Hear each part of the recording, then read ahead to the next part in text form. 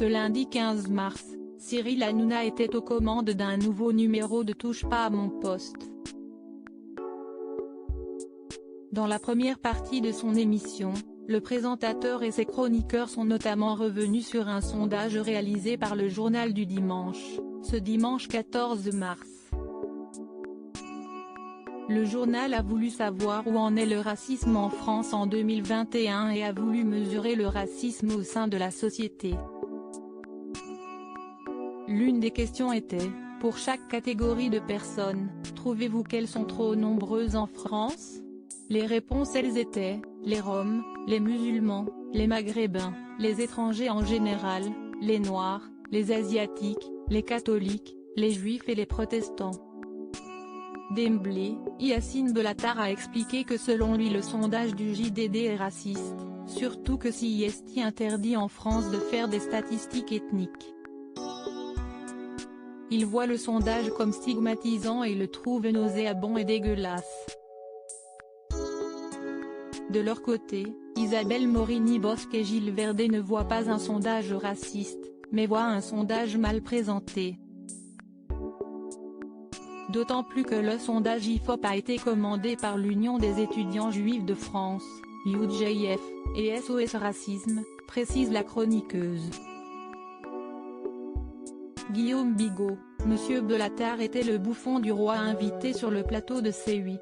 Le politologue Guillaume Bigot a clairement donné son avis, ça n'a pas de sens de trouver ce sondage raciste, on ne peut pas accuser l'UJF et SOS Racisme d'être racistes, je trouve ça absurde. En revanche selon lui, le sondage n'a pas de sens et est une arnaque car il concernerait en réalité le racisme envers les migrants, et les migrations. Si est-il le cœur du sujet, et le business consiste pour les privilégiés à faire croire qu'il y a du racisme, et à exciter les différences et les haines entre les gens.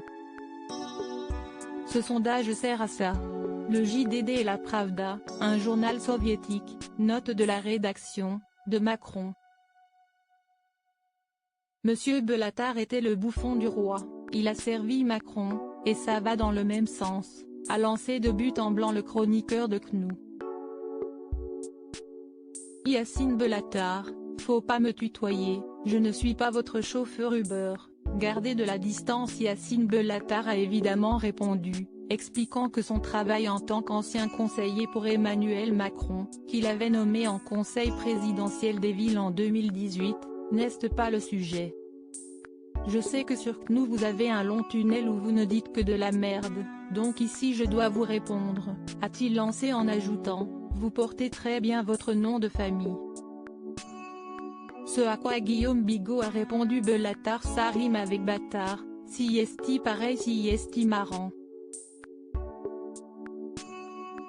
Les deux hommes ont continué de s'écharper et d'hausser le ton, puis Yacine Bellatar a de nouveau pris la parole, faut pas me tutoyer, je ne suis pas votre chauffeur Uber, gardez de la distance. Une dispute et des propos qui ont énervé Nadège Bosson-Diagne et indigné Gilles Verdet.